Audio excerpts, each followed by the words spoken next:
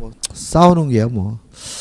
자, 464페이지입니다. 계약의 성립이 나오는데 일단 계약은 낙성 계약이니까 청약이 있고 그에 행하는 승낙 합의만 있으면 성립해요. 그래서 1번 객관적으로 합치된다는 말은 내용이 합쳐야 된다는 얘기고, 주관적으로 합치된다는 말은 당사자가 합치돼야 된다는 얘기죠. 뭐 이런 얘기입니다. 너무나 당연한 건데, 갑이 을에게 1억에 팔겠다라고 했더니 을이 5천만 원을 사겠다고 했어요. 그러면 내용이 합치되지 않았으니까 계약이 뭐 되지 않아요? 성립되지 않겠죠. 그래서 계약이 성립되려면 쌍방의 의사표시 내용이 합치돼야 된다. 이게 뭐죠? 객관적 합치고요.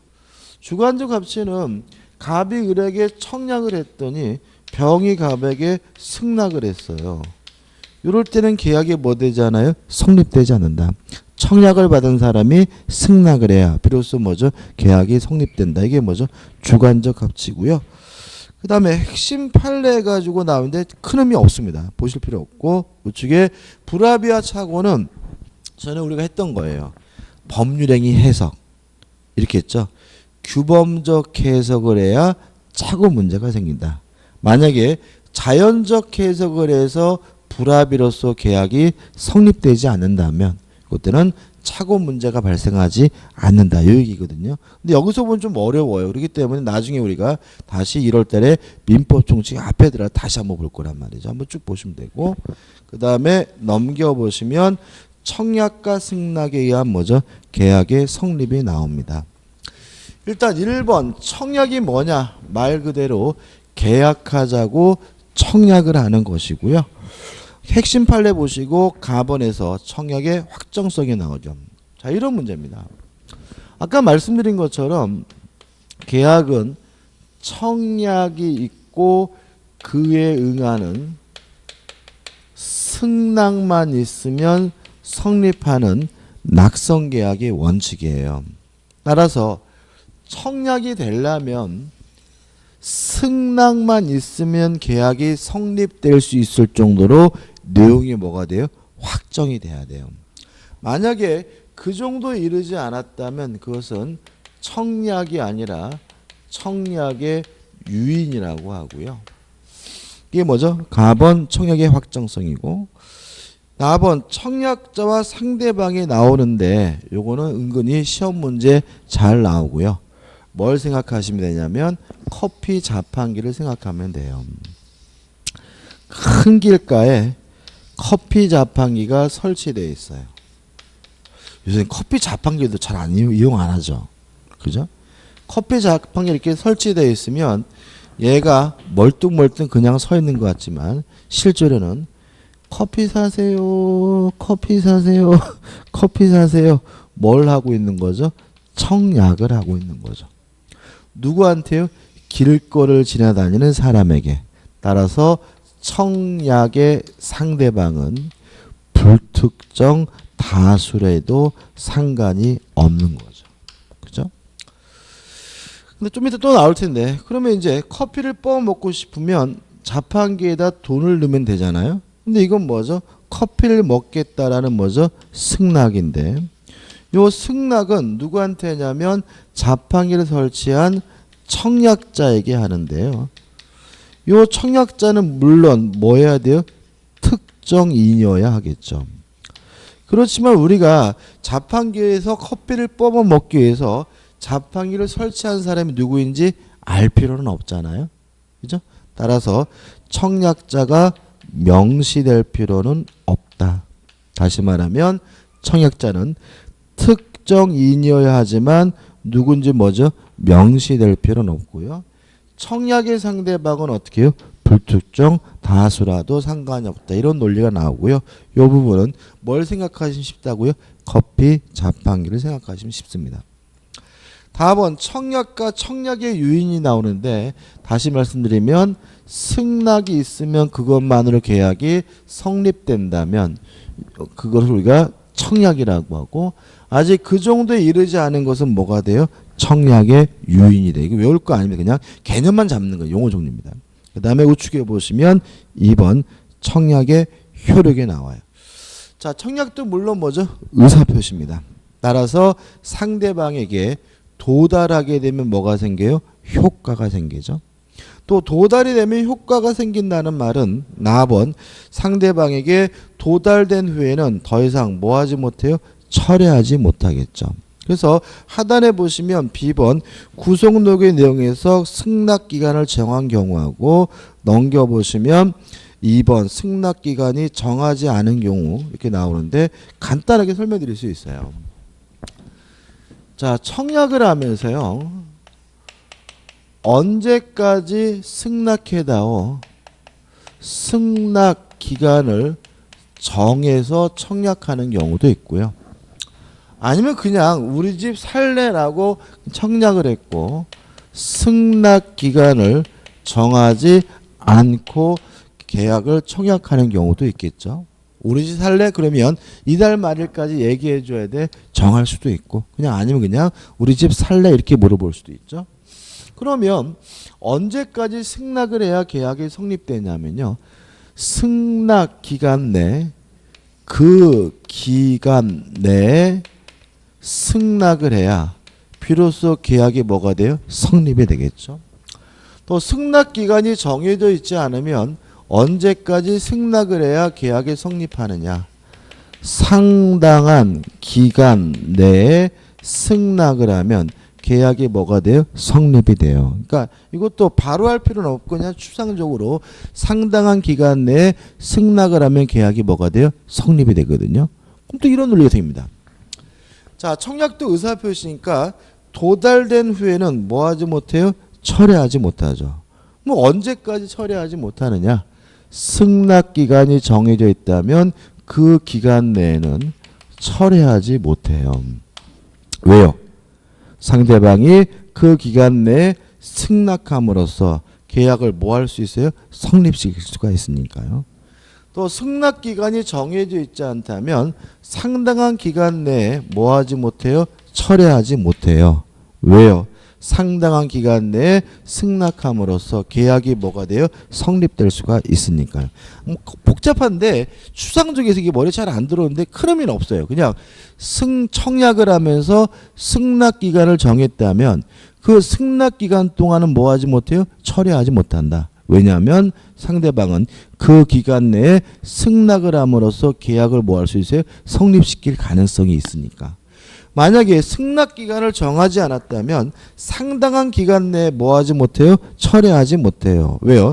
상당한 기간 내에 승낙을 함으로써 계약을 뭐예요? 성사시킬 수가 있으니까요. 여기까지고요. 교재 솔직히 안 읽어봐도 돼요. 그다음 우측에 보시면 승낙.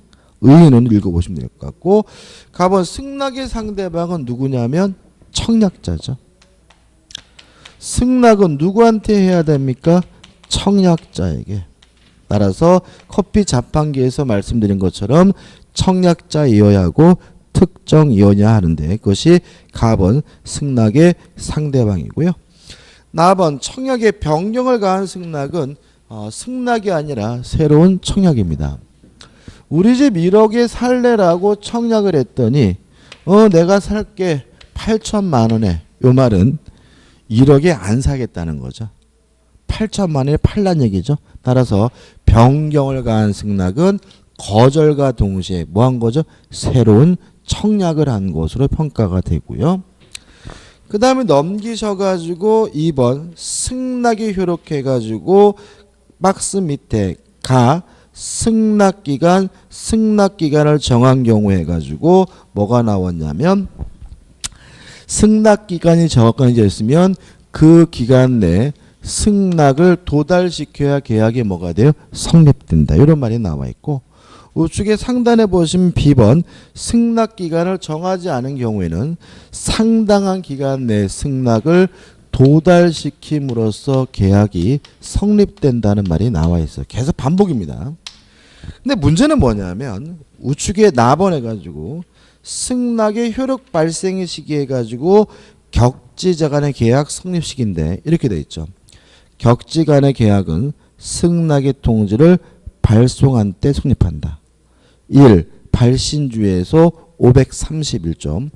격지자 간의 계약은 승낙의 통지를 발송한 때 성립한다. 이렇게 나옵니다. 자, 그럼 생각해 보자고요. 자, 우리가 전에 의사표시는 도달주의가 원칙이지만 대표적으로 답장이 뭐죠? 발신주의다. 따라서 청약에 대한 답장의 승낙은 뭐죠? 발신주의예요. 그러면 언제 승낙을 한 거죠? 승낙을 발신했을 때 승낙을 한 거고, 계약은 무슨 계약이죠? 낙성 계약이니까 계약은 언제 성립하는 거죠? 승낙을 발신한 때 뭐가 되는 거예요? 성립하게 되는 거예요. 문제가 생겨요. 하나의 문제점이 있는데, 기간이 정해져 있으면 그 기간 내에 도달이 돼야 계약이 뭐가 돼요? 성립된다라고 말씀드렸고, 기간이 정해져 있지 않으면 상당한 기간 내에 도달을 시켜야 계약이 성립된다라고 말씀드렸는데, 갑자기 계약이 성립되는 시기는 도달한 때가 아니라 뭐죠? 발신한 때로 되어 있기 때문에 요 두 가지가 뭐가 되어 있어요? 모순되어 있는 것처럼 보입니다. 그래서 이것을 어떻게 해결할 것인가 문제인데, 우리 통솔과 판례는 이렇게 해결합니다. 승낙 기간 내 부도달을 해제 조건으로 해서 승낙의 발신 시 계약이 성립된다는 것이 우리 판례고 우리 통솔의 태도입니다.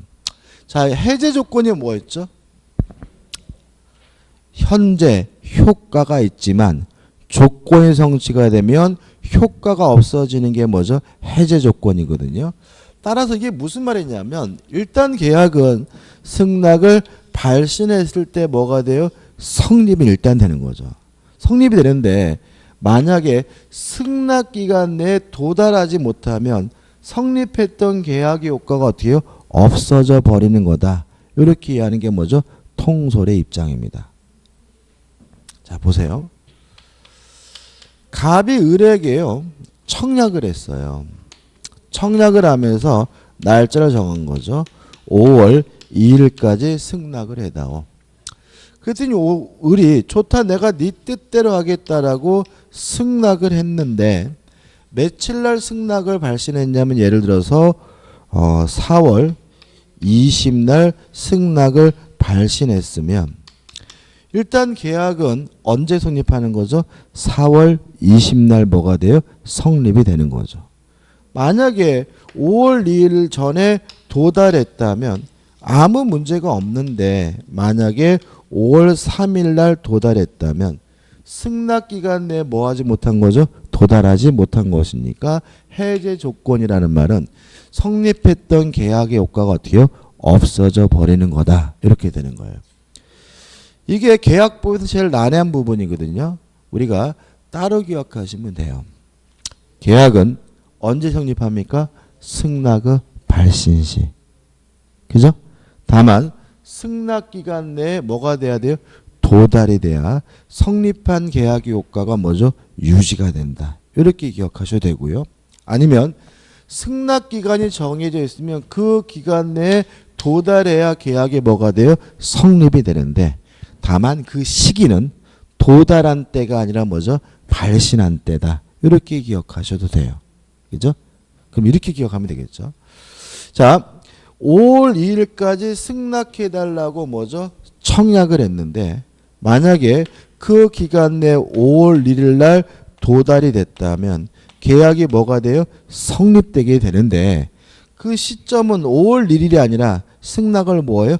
발신한 때다. 따라서 4월 22일 날 발신했다면 성립한 시점은 며칠이죠? 4월 22일이다. 이렇게 되는 거죠.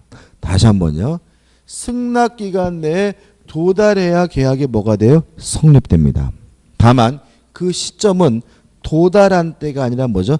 발신한 때 계약의 뭐죠? 성립 시점입니다. 여기까지만, 더 깊이 안 할게요. 그죠? 다시 한번요. 계약은 승낙 기간 내에 뭐가 돼야 돼요? 도달이 돼야 돼요. 다만 그 계약이 성립하는 시점은 도달한 때가 아니라 뭐죠? 발신한 때다. 이렇게만 기억하고 넘어가겠습니다. 그죠? 더 깊이 들어가면 표정이 더 어두워질 것 같아요. 넘어갈게요. 472페이지 오시면 계약의 경쟁 체결이 나오는데 이거는 안 할 거예요. 이거는 영원히 안 할 거예요. 왜 영원히 안 하냐면 시험에 한 번도 안 나왔어요. 안 나왔으니까 볼 필요 없고. 그 다음에 473페이지 오시면 그 밖의 방법에 의한 계약의 성립인데 이런 문제죠. 갑이 을에게 1억 원에 살래라고 청약을 했고요. 을도 네 건물 1억 원에 팔래라고 청약을 했어요. 이렇게 똑같은 내용의 청약이 교차가 됐다면 굳이 별도로 뭐 할 필요는 없어요? 승낙할 필요는 없고요. 양 청약이 모두 도달되는 순간 계약이 뭐가 돼요? 성립되게 돼요. 533조 읽어볼게요. 당사자 간에 동일한 내용의 청약이 상호 교차된 경우에는 양 청약이 상대방에게 도달한 때 계약이 뭐가 돼요? 성립된다. 다시 말하면 똑같은 내용의 청약이 교차가 됐다면 굳이 별도로 뭐 할 필요 없어요? 승낙할 필요가 없으니까 쌍방의 청약이 도달되는 순간 계약이 뭐가 돼요? 성립되게 된다. 이런 얘기고요. 그 다음에 의사실현에 의한 계약 성립에서 532조가 나오는데 이거는 뭘 말하냐면은 말로 승낙할 필요는 없다는 거죠. 행위로도 승낙할 수 있어요. 다시 말하면 승낙으로 볼 수 있는 행위가 있으면 그 행위만으로도 계약이 뭐가 돼요? 성립된다는 거죠. 예를 들어서 저는 개인적으로 오뎅을 굉장히 좋아하는데요. 이제 길 가는데 오뎅을 팔아요. 제가 아무 소리 안 하고 오뎅을 먹었단 말이죠. 먹고 가려고 하면 아줌마가 저한테 아저씨 오뎅값 주세요라고 하겠죠. 그때 제가 아줌마 제가 언제 오뎅 사겠다고 했어요? 라고 할 수는 없다는 거죠. 제가 오뎅을 사겠다는 말은 안 했지만 오뎅을 먹는 그 행위가 뭐예요? 사겠다는 뜻인 거예요. 이게 뭐죠? 의사실현에 의한 계약 성립이에요. 다시 말하면 승낙으로 볼 수 있는 뭐가 있으면요. 행위가 있으면 그것만으로도 바로 계약이 뭐가 돼요? 성립이 됩니다. 그래서 넘겨보시면 요건에서 굉장히 복잡하게 나오는데 흐름이 없어요. 그냥 다시 말하면 승낙으로 볼 수 있는 뭐가 있으면요. 승낙으로 볼 수 있는 행위가 있으면 그것만으로 바로 계약이 뭐가 돼요? 성립되고요. 3번 계약이 성립 시기는 제가 그 오뎅을 먹는 순간이에요. 먹는 순간 계약이 성립되는 것이지 그 아줌마가 그 내용을 알아야 되는 것은 아님을 주의하시기 바랍니다. 오늘 대표 예제는 풀어보지 않을게요. 그죠? 표정들이 어두워서 너무 어려워하는 것 같고 넘어갑니다. 넘어가면 이제 뭐가 나오죠? 계약 체결사의 과실이 나옵니다.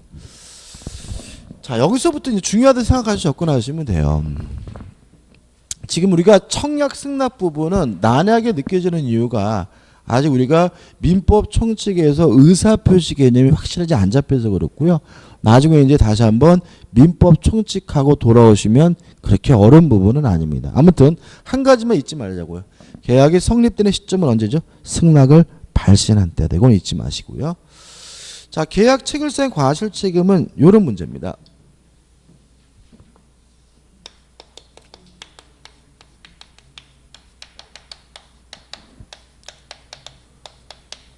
원시적 전부 불능이에요. 자, 476페이지입니다. 자, 우리가 전에 법률의 목적을 하면서 목적이 가능해 가지고 원시적 불능은 무효고 후발적 불능은 유효다. 기억나시나요? 그죠? 그거 했거든요. 다시 말하면 원시적 전부 불능은 무효입니다. 따라서 원칙적으로 효과가 없는 거고 책임질 필요도 없는 겁니다. 근데 문제는 뭐냐면 원시적 전부 불능이라는 사실에 대해서 체결자가 이미 뻔히 알았거나 또는 알 수가 있었고요. 상대방은 원시적 전부 불능에 대해서 선의고 무과실이라면 체결자는 원시적 전부 불능인데도 불구하고 상대방에게 뭘 부담해야 되냐면 책임을 부담해야 되는데 요 책임을 우리가 계약 체결상의 과실 책임이라고 합니다. 효과는요. 일단 실내 이익을 배상해야 합니다. 다만 무엇보단 클 수는 없냐면 이행이익보다는 클 수가 없어요. 이게 전부예요. 전부. 그래서 만약에 계약 체결사행 과실책임은 무슨 불능만요? 원시적 불능에서만 문제돼요. 후발적 불능이다 그러면 X. 그래서 아마 1월 달에 첫 시간에 이 부분을 또 다시 한번 정리할 건데 원시적 전부 불능인 경우에만 문제가 되고요. 요 꼴은 체결자가 뻔히 알았거나 알 수 있었고 상대방은 뭐죠? 선이고 무과실해야 돼요. 기억을 돕기 위해서 예를 한번 들어볼게요. 자, 제가 전에 원시적 불능을 말씀드린 이런 거 했죠. 제가 을이라는 아가씨한테 수작을 걸려고 달려들다가 이 아가씨가 반항하는 바람에 귀걸이가 항당에 퐁당 빠졌어요. 기억나시죠? 그래서 을이 막 뭐 성추행을 고소하겠다라고 방방 뜨길래 제가 한마디 한 거죠. 오빠가 건져줄게. 그랬더니 이 아가씨가 각서 쓰래요. 그래서 꼭 한강에 빠진 귀걸이를 건져주겠다라고 각서를 썼어요. 이 각서 유효예요, 무효예요? 무효죠. 왜요? 원시적 불능은 무효니까. 따라서 저는 이 각서에도 불구하고 귀걸이를 을에게 뭐 하려? 건져줄 뭐는 없는 거죠? 책임은 없는 거죠. 이해되시죠? 근데 저는 문제는 뭐냐면 한강에 빠진 귀걸이는 못 건진다는 사실을 뻔히 알면서도 이러한 각서를 써줬죠.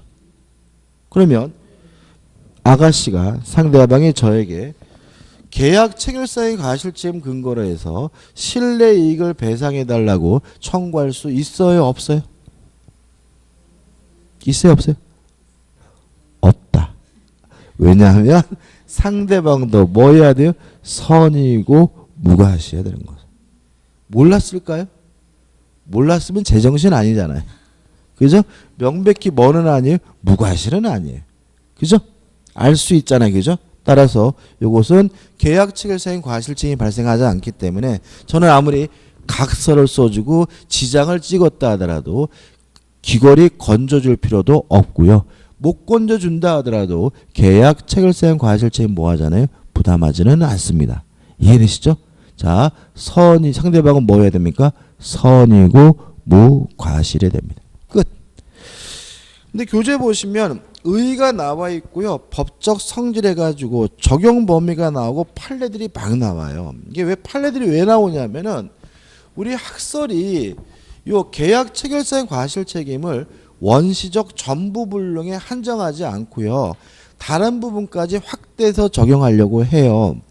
이유를 제가 설명드리진 않을 겁니다. 이것도 하면 또 굉장히 어려워져요. 근데 다만 우리 판례는 계약 체결사행 과실책임은 뭐에 대해서만요?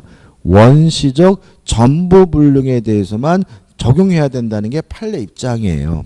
그때 우리는 원시적 전부 불능이고 체결자가 알았거나 알 수 있었고 상대방이 선이 무과실이면 뭘 줍니까? 책임을 부담하는데 요 책임이 뭐예요? 계약 체결사행의 과실책임입니다. 요 개념만 오늘 잡을 거예요. 넘어갑니다.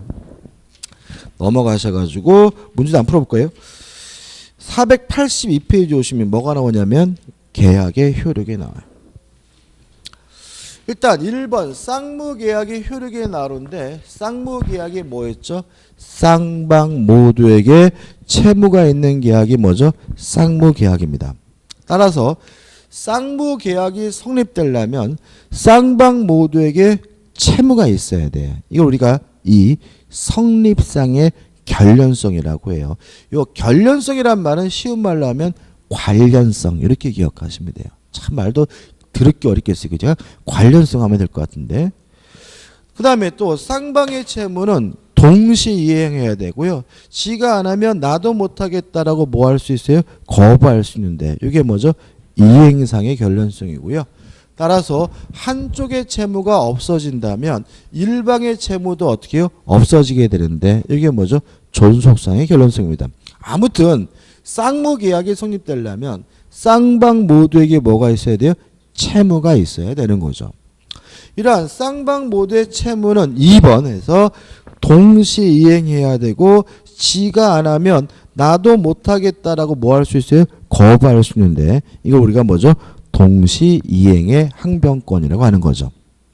우측에 의 나와 있고 법적 성질 해가지고 연기적 항변권이다.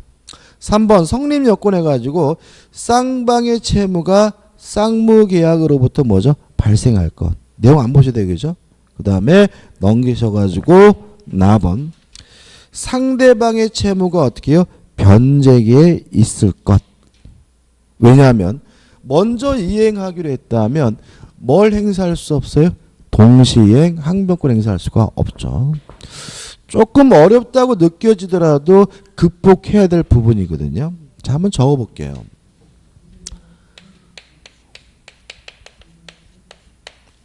선이행 의무자입니다. 먼저 이행하기로 한 의무자는요. 원칙적으로 동시이행 항변권을 행사할 수가 없습니다. 먼저 이행하기로 했다면 네가 안 하면 나도 못하겠다라고 뭐 할 수는 없어요? 거부할 수는 없는 거죠. 그죠? 그죠? 당연한 얘기죠. 다만 항상 그런 것은 아니고요.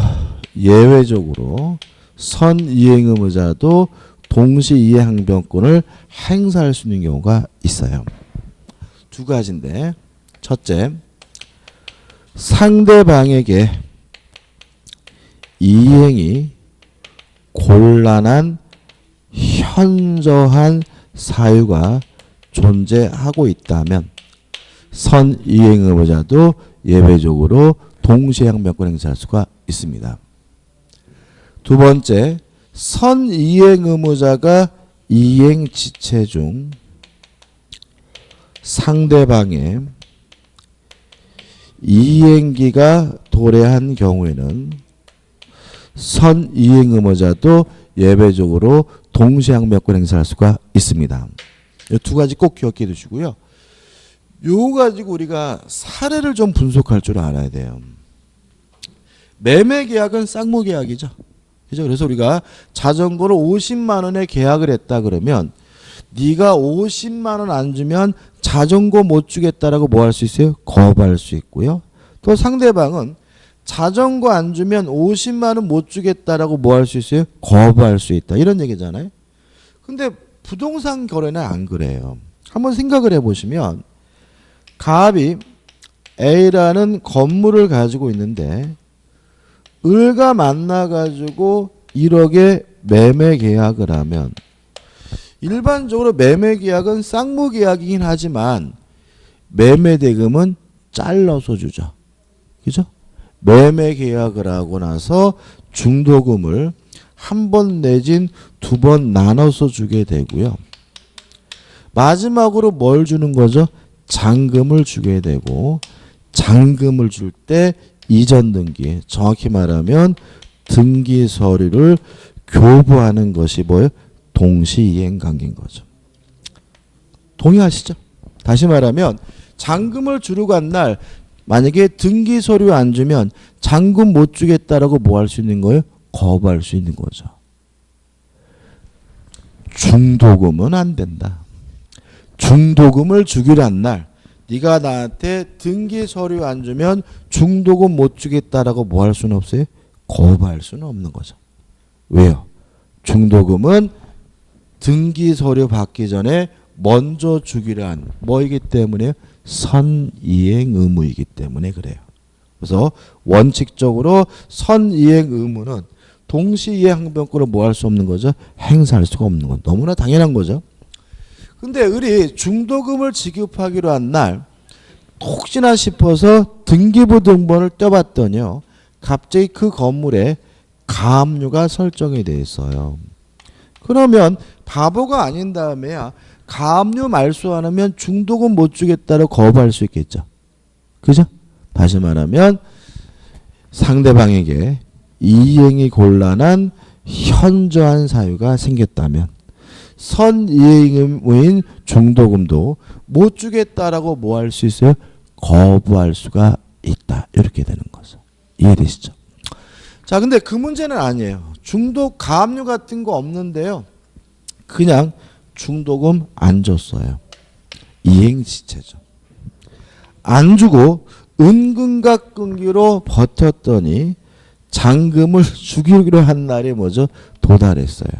그러면 상대방도 등기소를 교부하기로 한 때가 도달한 거잖아요. 따라서 상대방의 이행기가 도래한 경우에는 우리 판례에 따른다면 원래부터 동시에 관계였던 잔금뿐만 아니라 지체하고 있는 중도금까지도 동시 이행관계라는 것이 우리 판례의 입장입니다. 따라서 이제는 등기서류 안 주면 을은 잔금뿐만 아니라 중도금도 못 주겠다라고 뭐 할 수 있어요? 거부할 수 있다. 이런 의미인 거예요. 이해되시나요? 그죠? 자, 그럼 여기서 이제 문제가 생기는데, 그럼 이제부터는 돈 안 줘도 되죠. 뭘 안 준다면요? 등기서류 안 준다면. 그럼 결국은 을이 갑에게 돈을 안 주는 것은 더 이상 이행지체 채무불이행이 아니에요. 따라서 갑이 을에게 채무불이행 책임을 물으려면 을이 행사하고 있는 동시이행항변권을 뭐 해야 되냐면 소멸시켜야 돼요. 그래서 갑은 을에게 먼저 등기서류를 교부해야 됩니다. 만약에 주기가 겁난다면 법무사 사무실에다가 맡겨놓기라도 해야 돼요. 이행 또는 이행의 제공을 함으로써 을이 행사하고 있는 동시이행 항변권을 소멸시켜야 비로소 갑은 을과의 매매계약을 채무불이행을 이유로 이행지체를 이유로 해제하는 것이 가능하게 됩니다. 해제는 오늘 좀 정리할 겁니다. 시험에 매번 나오거든요. 왜 그러냐면 이게 상식적이지 않아요. 을의 입장에서는 이 거지 같은 놈은 무엇조차 안 주고 있는 놈이에요? 중도금조차 안 주고 있는 놈이잖아요. 그런 사람을 갑의 입장에서는 을은 중도금조차 안 주고 있는 놈이잖아요. 그런 을을 위해서 먼저 뭘 내놓으래요? 등기소를 내놓으래요. 등기소를 내놔야 요 을에게 채무불이행 책임을 물을 수 있다는 것이 우리 민법의 태도예요. 그래서 실제로 동시이행 항변권이 인정되는 경우에는 결론이 아주 이상해져요. 결론이 아주 이상해지고 말 같지도 않은 것처럼 느껴지기 때문에 시험 문제 잘 나오게 됩니다. 정리해 볼게요. 자, 중도금은 선이행 의무이기 때문에 원칙적으로 동시이행 항변권 행사할 수가 없지만 중도금을 안 주고 은근과 끈기로 버티다가 잔금을 지급하기로 한 때가 되면 원래부터 동시이행 관계였던 잔금뿐만 아니라 뭐까지? 중도금까지 합쳐서 동시이행 관계입니다. 따라서 을은 등기 서류를 안 준다면 잔금뿐만 아니라 중도금도 못 주겠다라고 뭐 할 수 있어요? 거부할 수가 있고요. 따라서 갑의 입장에서는 등기 서류를 주든지 아니면 법무사 사무실에다 맡겨놔서 을이 행사하고 있는 동시이행 항변권을 소멸시켜야 이행지체 채무불이행을 이유로 해제가 가능하다는 것이 우리 판례의 태도입니다. 끝입니다. 그 다음에 우측에 보시면 답은 상대방이 채무이행 또는 그 제공하지 않고 이행을 청구할 것이죠. 쉽게 말하면 지는 안 하면서 해달라고 뭘 해야 돼요? 요구를 해야 돼요. 그러면 동시이행 항변권을 소멸시키려면 뭘 하면 되는 거죠? 이행을 하면 되는 거죠. 뭘 하면 되는 거죠? 이행 제공을 해야 비로소 상대방의 동시이행 항변권을 소멸시킬 수 있다는 말이 나오고요. 그 다음에 라번 해가지고 동시이행 항변권이 인정되는 경우가 나오는데 이것도 조심할 것은 뭔가를 외우시면 안 되는데 크게 좀 유용할게요.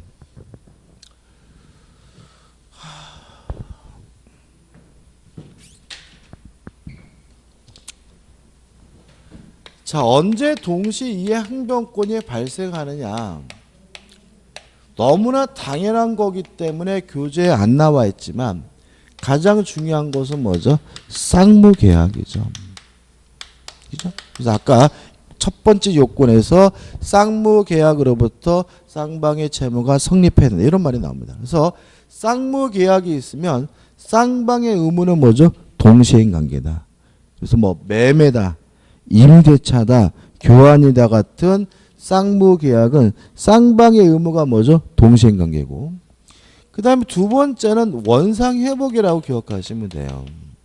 이게 무슨 말이냐면 어떤 이유든지 간에 원래 상태로 돌아가게 되는 관계는 뭐죠? 동시행관계입니다. 그래서 교재에 나와 있는 1번부터 6번까지 쭉 나오는 것들은 다 뭐냐면은 쌍무계약 아니면 뭐죠? 원상회복으로 정리할 수가 있어요. 크게 기억하면 돼요. 그 다음에 이제 세 번째 문제가 되는 것은 뭐냐면 변제입니다. 돈을 갚는 것이 동시이행 관계냐 해서 첫 번째 변제와 영수증을 받는 것은 동시이행 관계지만 변제와 차용증, 채권 증서를 받는 것은 동시이행 관계가 아니고요. 변제와 담보를 말소하는 것은 동시이행 관계가 아니고요. 또 임차권 등기 명령 제도에 따른 임차권 등기를 말소하는 것은 동시이행 관계가 아닙니다. 요건 우리가 나중에 좀 할 거고 요건데. 자, 이런 문제죠. 돈을 갚으러 갔더니 차용증 돌려받아야 되냐. 이게 채권 증서입니다. 그죠? 근데 이놈이 집에 두고 왔대요. 그래도 뭐만 받으면 되는 거죠? 영수증만 받으면 되는 거죠. 어차피 영수증을 잘 받아둔다면 그 인간이 차용증을 갖고 있더라도 의미가 없는 거거든요. 그래서 영수증을 받는 것은 동시행관계입니다. 영수증 안 주면 돈 못 갚겠다라고 뭐 할 수 있어요? 거부할 수가 있습니다. 다만 뭐는요? 채권증서, 차용증을 돌려받는 것은 뭐가 아닙니까? 동시행관계가 아닙니다. 그 다음에 담보를 말소하는 것도 뭐가 아니에요? 동시이행 관계가 아니라는 거 꼭 기억해 두셔야 돼요. 뭐가요? 담보. 이런 얘기죠. 은행에다 대출을 받았어요. 근데 돈을 갚으러 갔을 때 은행 여직원한테 아가씨 저당권 말소 안 하면 돈 못 갚어라고 해봤자 콧방귀도 안 낀다는 거죠. 먼저 돈을 갚고 영수증을 받고 그 영수증을 이용해서 나중에 뭐 하는 거예요? 담보를 말소하는 거죠. 이해되시나요? 따라서 변제와 담보 말소는 뭐가 아닙니까? 동시행관계가 아니다. 그래서 시험에 가장 많이 나오는 것이 돈을 갚는 것과 담보 말소는 뭐가 아니죠? 동시행관계가 아니라는 것이 가장 많이 나옵니다. 끝이에요. 다음 거고 교재 보시면은 막 판례들이 나오죠. 이 판례는 솔직히 제가 나중에 설명드리긴 하겠지만 일단은 중요한 건 아닙니다. 487페이지 오시면 뭐가 나오냐면 효력해가지고 항변권 행사가 그 시기인데 동시이행 항변권은 주장했을 때 비로소 효력이 생기지만 중요한 것이 남원해가지고 본질적 효력입니다. 자, 여기로 다시 오면 자 지금 이행기가 경과하면 을에게 동시이행 항변권이 존재하고요. 동시이행 항변권이 존재하면 그것만으로도 이행지체가 아니에요. 다시 말하면 동시이행 항변권이 존재한다면 주장하지 않더라도 상대방에게 뭐가 있냐면 이행지체가 아닌데 답은 소송상의 효력은 재판에서 문제가 됐을 때는 반드시 뭘 해야 됩니까? 주장을 해야 법원이 고려해 준다는 것까지 기억해 두시면 됩니다. 문제를 오늘 안 풀 겁니다. 끝이에요. 그죠? 정리해 볼게요. 좀 어려울 수 있는데 자 쌍무계약을 체결하면 쌍방 모두에 그 뭐가 있어요? 채무가 있으니까 쌍방의 의무는 동시에 이행해야 되는 거고요. 지는 안 하면서 해달라고 요구하면 나도 못하겠다라고 뭐 할 수 있어요? 거부할 수 있는데 이게 뭐죠? 동시이행 항변권입니다. 다만 유의하실 것은 먼저 이행하기로 한 선이행 의무자는 원칙적으로 동시이행 항변권 행사할 수가 없지만 상대방에게 이행이 곤란한 현저한 사유가 있거나 아니면 선이행 의무자가 이행지체 중 상대방의 이행기가 도래한 경우에는 예외적으로 동시항변권을 행사할 수가 있는데 선이행 의무의 가장 대표적인 것이 뭐죠? 중도금이다. 따라서 중도금을 줄 때 등기 서류 안 주면 중도금 못 주겠다라고 뭐 할 수는 없어요? 거부할 수가 없는데 만약에 중도금을 안 주고 은금과 끈기를 건져서 잔금을 지급하기로 한 때가 되면 원래부터 동시이행 관계였던 잔금뿐만 아니라 중도금까지 합쳐서 뭐가 되는 거죠? 동시이행 관계가 된다. 따라서 을은 등기 서류 안 주면 잔금뿐만 아니라 중도금도 못 주겠다라고 뭐 할 수 있어요? 거부할 수가 있고요. 따라서 이제부터는 돈을 안 주더라도 뭐가 아니죠? 이행지체가 아니다. 따라서 갑의 입장에서 먼저 이행을 하거나 이행 제공을 함으로써 을의 동시이행항변권을 뭐가 돼야 돼요? 소멸시켜야 채무불이행, 이행지체를 이유로 해제하는 것이 뭐죠? 가능하게 된다까지 좀 기억해 두시면 됩니다. 그 다음에 이제 위험부담이죠. 위험부담.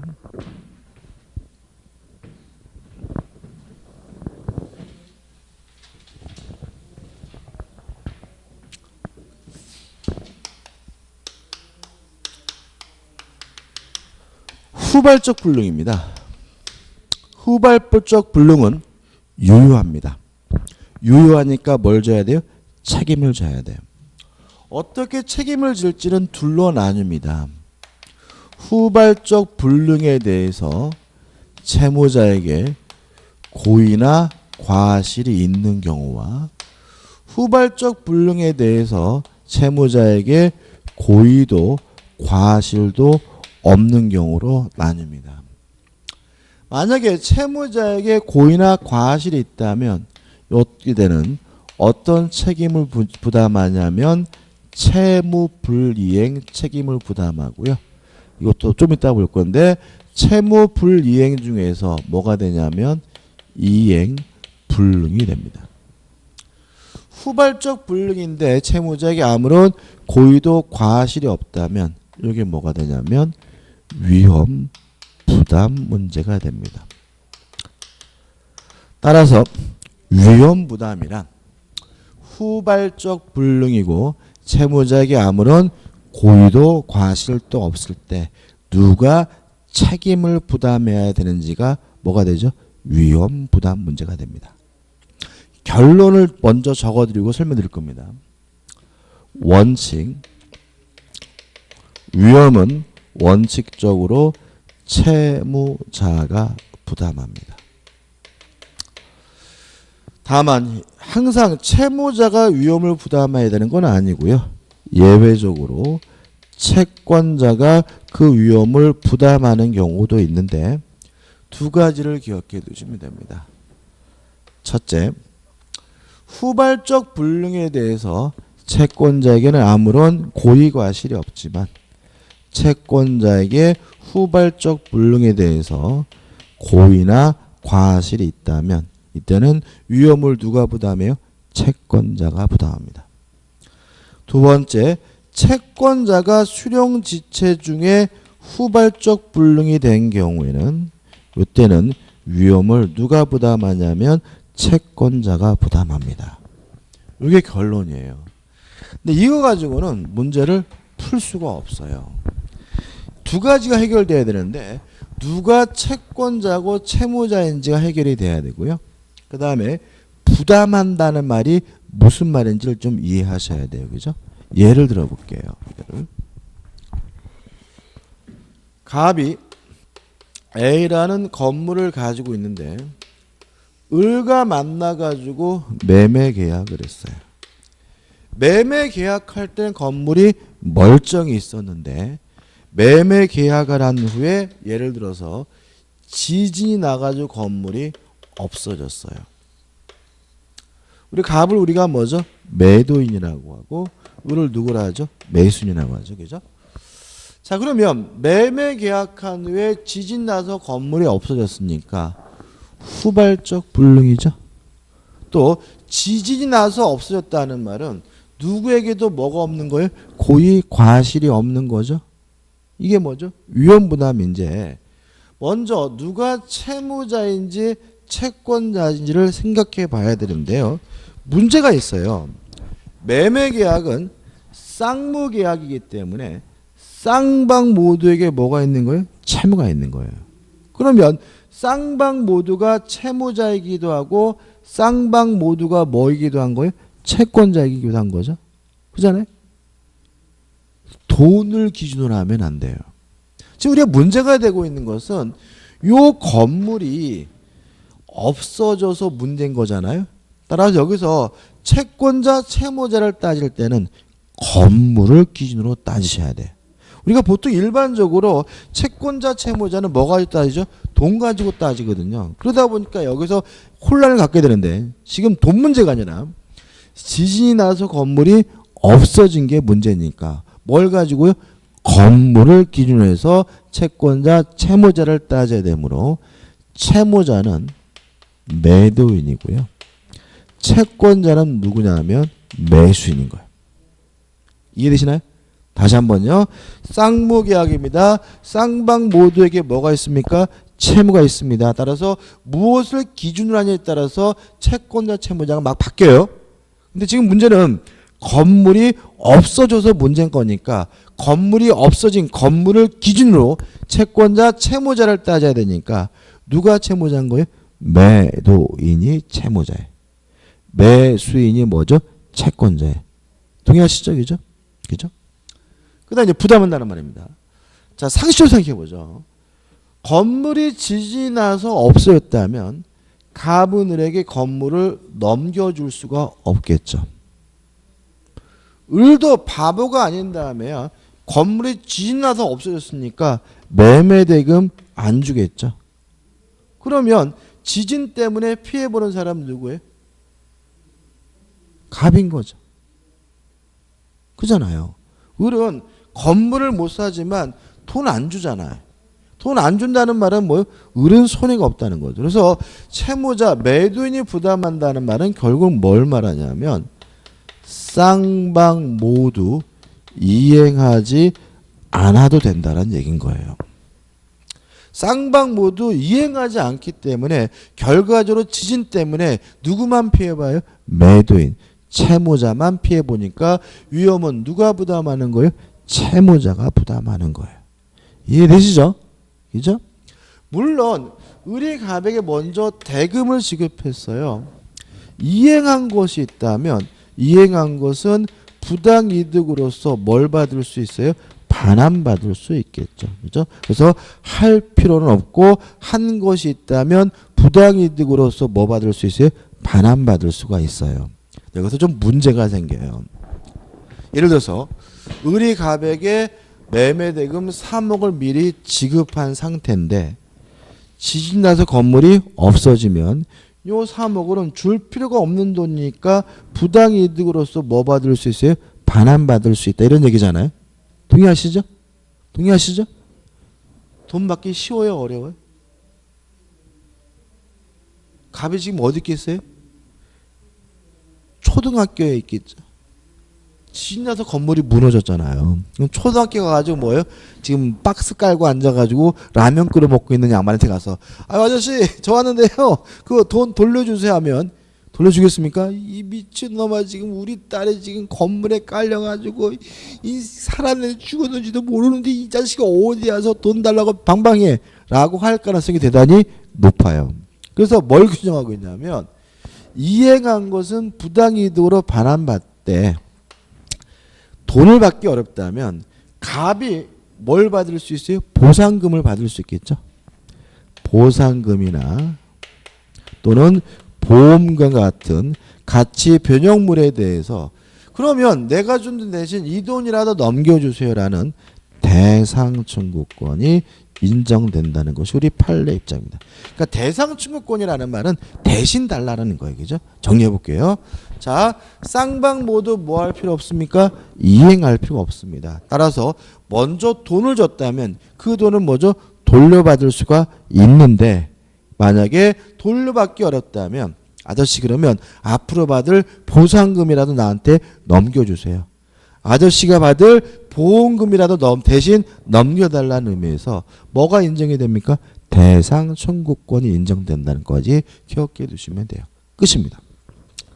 왜 아이고예요? 예? 보상금도 없으면요? 그럴 수도 있죠. 그죠?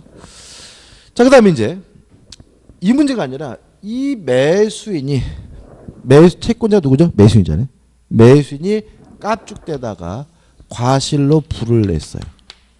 괜히 집 샀다고 와가지고 구역한다고 깝죽대다가 담뱃불을 잘못 보는 바람에 불났어요. 그러면 후발적 불능이라 하더라도 매수인 채권자에게 뭐가 있는 거죠? 과실이 있는 거죠. 그러면 갑이 을에게 건물을 못 넘겨주게 된다는 점은 똑같지만 누구 때문이에요? 을 때문인 거죠. 따라서 을은 갑에게 뭘 줘야 돼요? 대금을 줘야 돼요. 그래서 채권자가 그 위험을 부담한다는 말은 후발적 불능인데도 불구하고 채권자, 매수인은 여전히 대금을 지급해야 된다는 의미가 됩니다. 따라서 채권자에게 고의과실이 있거나 채권자가 수령지체 중인 경우에는 후발적 불능이 있는 경우에는 누가 위험 부담해요? 채권자, 매수인이 그 위험을 부담한다는 말은 건물이 없어졌는데도 불구하고 뭘 줘야 돼요? 매매대금을 정상적으로 줘야 된다는 얘기죠. 여기서 이제 문제가 되는 것은 뭐냐면 이익, 상환, 의무가 발생하게 되는데 요 이익은 뭘 생각하시면 되냐면 양도소득세 전략을 생각하시면 돼요. 잠 생각해 보세요. 지금 얘가 잘못으로 불이 났다는 이유로 갑은 건물을 넘겨주지도 않고 을로부터 뭐만 받아요? 매매대금만 받잖아요. 그죠? 그러면 갑은 양도소득세를 안 내게 돼요. 그죠? 건물을 안 넘겨줬으니까. 그러면 양도소득세만큼 뭐 하게 돼요? 전략하는 거죠. 그만큼 뭐죠? 깎아줘야 돼요. 이익을 상환해줘야 될 의무가 생깁니다. 이해되시죠? 자, 정리 다음 겁니다. 이 위험부담 문제는요, 어려워요. 어렵고 문제가 나오면 뭘 물어보는지도 모르고 틀리는 경향이 있는 부분이고 시험 문제는 무조건 내는 부분인데 그래서 어려울수록 확실하게 뭐만 기억하자고요? 기본적인 것만 정확하게 정리해야 되는 부분이에요. 그래서 실제로 교재는 읽어보지도 않을 거예요. 앞으로도 영원히. 그래서 이 정도만 정확히 정리하시고 무슨 말인지만 알면 되는 거예요. 그죠? 교재 대표지 있나요? 자, 한 장을 넘기셔가지고 490페이지 보시면 대표에서 두 문제나 제가 넣어놨어요. 풀어볼게요. 1번. 특정한 건물을 갑이 을에게 매도하는 계약을 맺었는데 이 건물이 병이 방하여 소실됐어요. 그럼 병이 방하했다는 말은 채무자에게도 고의과실이 없고 채권자에게도 뭐가 없어요? 고의과실이 없다는 얘기니까 누가 위험 부담하죠? 채무자. 채무자가 부담한다는 말은 무슨 뜻이라고요? 쌍방 모두 이행할 필요가 없다는 뜻이니까 맞는 것은 2번. 건물의 양도 의무는 면하고 대금 증후권도 소멸한다. 이게 답인 거죠. 이해되시죠? 그죠? 이게 어렵게 생각하면 한도 없이 끝이 어려운 거고 쉽게 생각하면 쉬운 거예요. 그죠? 그래서 원칙은 누가 위험 부담합니까? 채무자가. 채무자가 부담한다는 말은 뭐예요? 쌍방 모두 이행할 필요가 없어요. 우리 공인중개사 시험에서는 뭐가 제일 많이 나올까요? 원칙. 어차피 우리는 사법시험이 아니기 때문에 기본적인 원칙. 쌍방 모두 이행하지 않는다는 게 제일 많이 나오는 거예요. 2번. 이게 장려도 문제입니다. 갑과 을이 을소의 주택에 대한 매매 계약을 체결했는데 주택이 계약 체결 후 소유권 이전 및 인도 전에 소실되었어요. 그러면 매매 계약을 했고 무슨 불능이죠? 후발적 불능이죠. 1번. 갑과 을의 책임 없는 사유로 주택이 소실됐어요. 그러면 누가 위험 부담합니까? 채무자가. 채무자가 부담한다는 말은 쌍방 모두 이행할 필요가 없는 거니까 을은 갑에게 매매 대금을 청구할 수 없다. 맞는 질문이죠. 2번 갑과 을의 책임 없는 사이로 주택이 소실됐어요. 쌍방 모두 이행할 필요 없잖아요. 이행한 것이 있다면 돌려줘야 되겠죠. 따라서 을이 계약금을 수령하였다면 갑은 그 반환을 청구할 수 있다. 맞는 질문이죠. 3번 갑의 과실이에요. 그러면 갑은 매도인이에요? 매수인이에요? 문제 다시 볼까요? 갑과 을이 을 소유 주택이잖아요. 갑은 누구예요? 매수인이죠. 그죠? 매수인. 자, 그죠? 문제가 갑과 을이 을 소유 주택의 대안이잖아요. 그러면 매도인이 누구예요? 을. 매수인 누구예요? 갑이잖아요. 그러면 매수인에게 뭐가 있어요? 고의과실이 있다는 얘기죠.